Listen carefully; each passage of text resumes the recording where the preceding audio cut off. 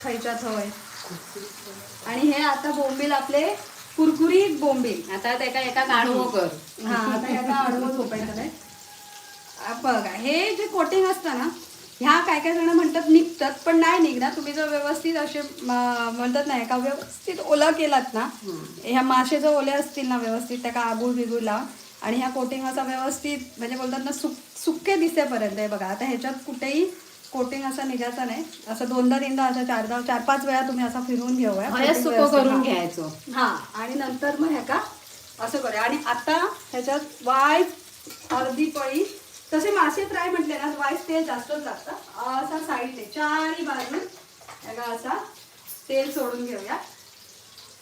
आता हे बघा हे सगळ्यात स्लो गॅसवर. आता बोंबील ना बारीक गॅसवर किंवा मच्छी फ्राय ना बारीक गॅसवरच. वेळ जरा जास्त लागता पण जो कुरकुरीतपणे येतं आणि जी चव येतात ती एक नंबर भारी येतात. आणि हय पण हात नाही लावायचे आधी. जर तुम्ही